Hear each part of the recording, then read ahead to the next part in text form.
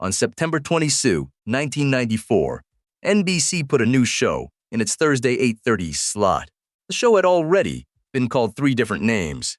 A network executive had asked whether the lead character was, in his words, a whore, someone else had suggested, replacing the coffee shop with a diner.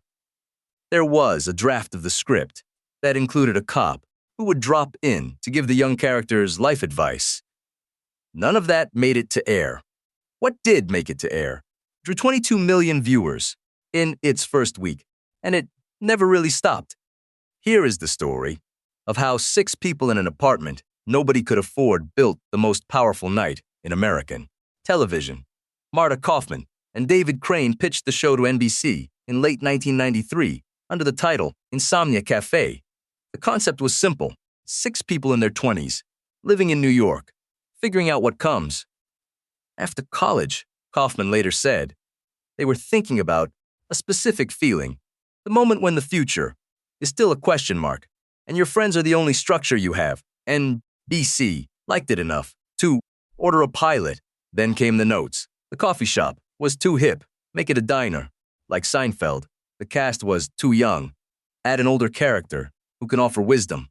And when the pilot script arrived, with Monica sleeping with a man on a first date, one executive distributed a questionnaire to the dress rehearsal audience asking whether Monica was option A, a slut, or option B, a harlot.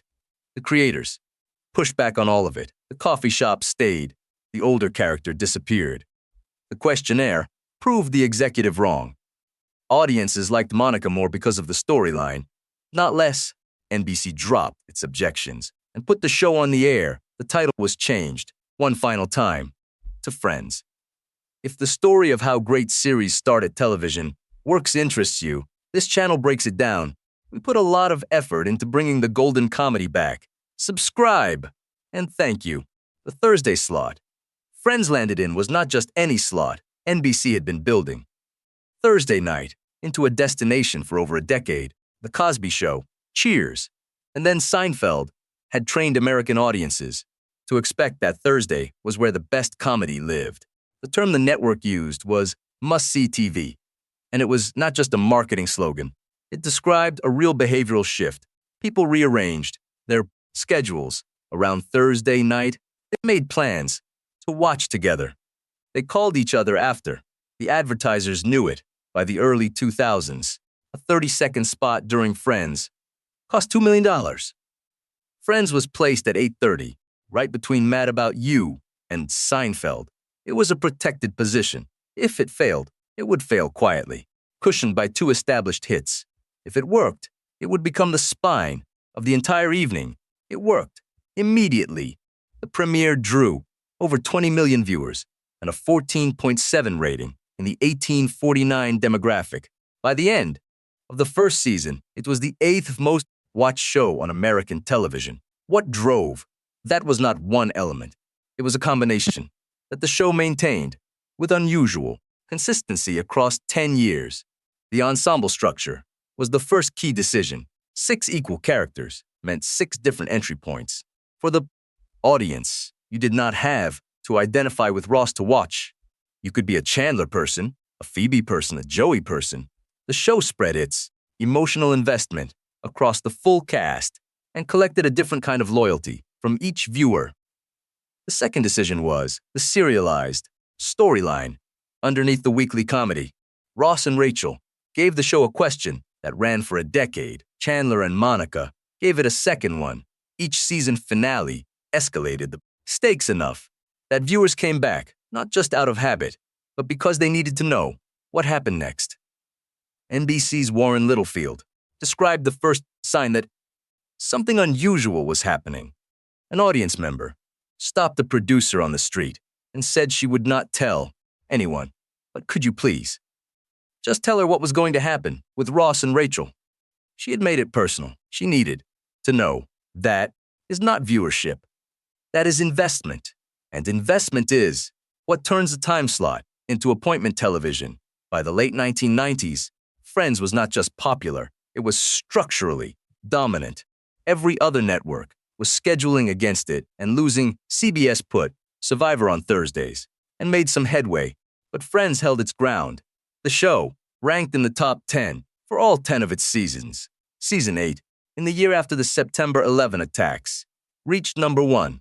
The cast became the first ensemble in television history where every main actor earned $1 million per episode. That number came from a specific negotiation strategy. All 6 actors bargained together, refusing to accept individual deals. The network had no choice but to meet the collective demand, because losing any one of the 6 would have changed the show beyond recognition. That negotiation mattered beyond the money. It told the industry something it had not fully understood before. In an ensemble show, where the chemistry is the product, the cast holds the leverage. That model was studied and copied for years afterward. The finale aired on May 6, 2004. Advertisers paid $2 million for 30 seconds. NBC expected 50 million viewers. They got 52. 5 million. The 5th most watched series finale in American television history. The most watched single episode of any show across the entire decade of the 2000s.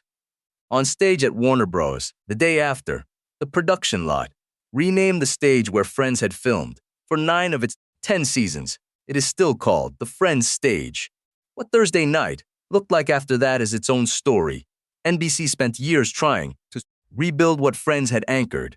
Joey, the spinoff, collapsed within 2 seasons. The network cycled through replacements and found nothing. That held when CBS moved Survivor and CSI to Thursdays and started winning the night consistently. It was the first time in nearly 20 years that NBC had lost its grip on the slot. The gap that Friends left was not filled by a better show. It was filled by the end of an era, the last moment, when a single sitcom could organize the viewing habits of 50 million people around one night of the week. What Kaufman and Crane had pitched in 1993 was a feeling, not a premise. The feeling of being in your 20s, surrounded by people who are not your family, but function like family in a city that has not yet told you who you are. That feeling did not require New York. It did not require a coffee shop or a particular apartment or a specific decade. It required 6 people who were convincing enough that the audience forgot.